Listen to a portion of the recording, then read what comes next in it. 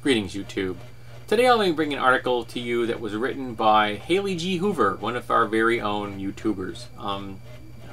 It's a blog post, and I think it's very useful. And it deals with the abysmal state of sex education and 12 points that she wishes that she had learned in sex ed when she was in high school. And I would have preferred if we learned anything useful. Sex ed for me, I believe, was 8th grade. It covered very little of usefulness. It was at least before the abstinence-only era. But it really didn't get into what sex was and what sex could be and how important it is to our lives and how to have good sex. And that should be part of the process. How to make sure that you find out the sex you want and how to help find out the sex that your partner or partners want so everybody's happy. And this list goes beyond the try not to get pregnant or trying to catch an STI. This is a little more advanced than that. Though nowadays, with much of the education in America being abstinence only, how to not get pregnant, how to not catch STIs is don't have sex. And if you ever hear someone say the really stupid line, abstinence is the best form of sex, the safest form of sex, laugh at them. Because abstinence is the absence of sex. If you're going to have sex, I guess the absolute safest form of sex would be masturbation. That's sex. But you need to learn how to have sex with a partner safely, using barriers and oral birth controls and gloves and dental dams and whatever you need to have sex properly for you and your partner or partners. But abstinence is not a form of birth control. It is the opposite of birth control. It is the absence of sex, the absence of anything. It is just remaining by yourself without any sexual gratification. And human beings are sexual. People like orgasms. I know that's probably shocking. Particularly to all the parents in the world who seem to have, the second they become a parent, completely forgotten what it was like to be a teenager. I think there's something in the smell of a baby that must waft through their brains and just sever all the synaptic connections that they remember about being a teenager. Because suddenly they treat their teenagers like they're aliens and like they can't relate to them. Your teen wants to get laid.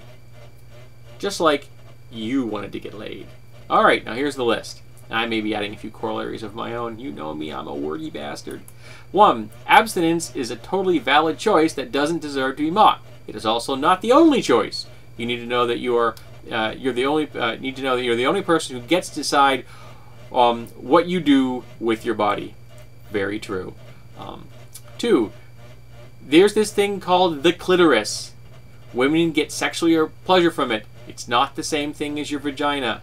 Mind-blowing. She actually wrote mind-blowing in capital letters. Yes, make sure that your partner tells you where they like to be touched, whether they're male, female, or anything in between. That's important. And if they don't know, have some fun. Experiment. Try stuff. See what works. Don't be judgmental. 3. You don't have to sext, as in S-E-X-T, as in sending a salacious or erotic message or picture. If someone tries to convince you that that is acquired, that person is a bag of feces.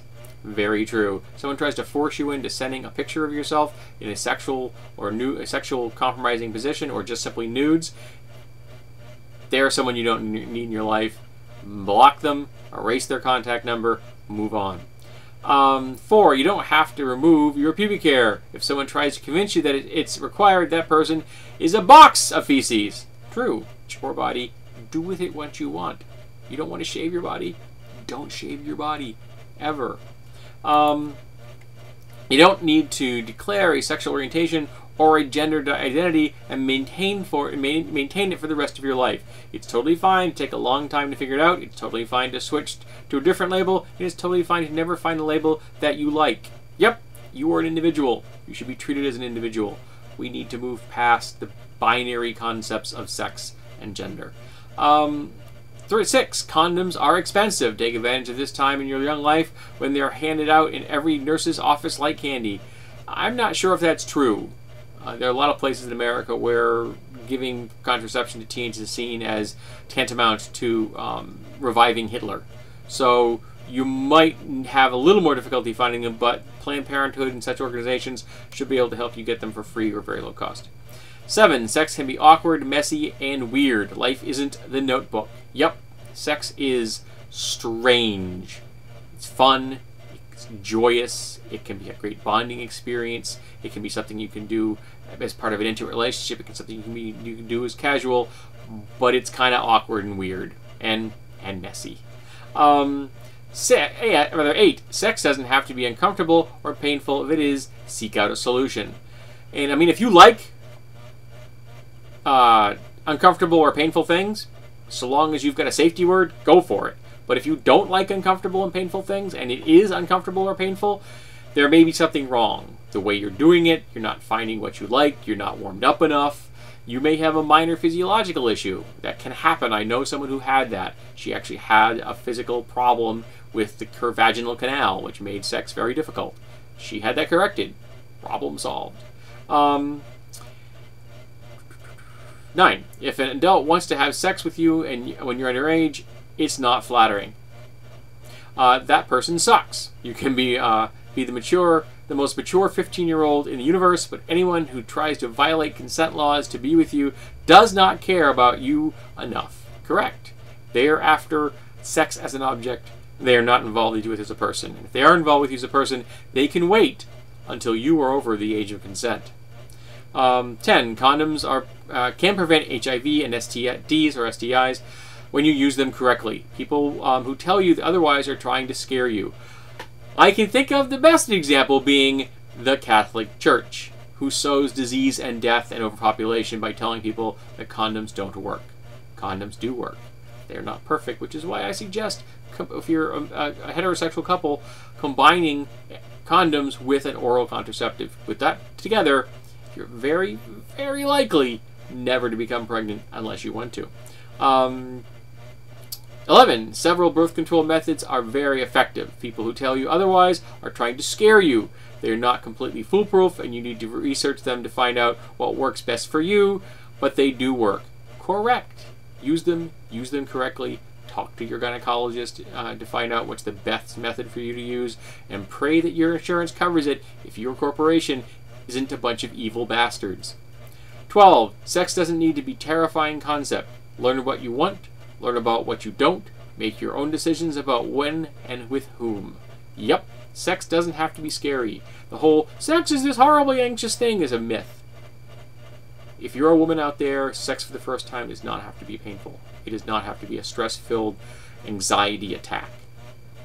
It can be fun, it can be joyous. If you take your time and you and your partner can get into the right space emotionally and comfortably, it can be good. But I suggest taking your time.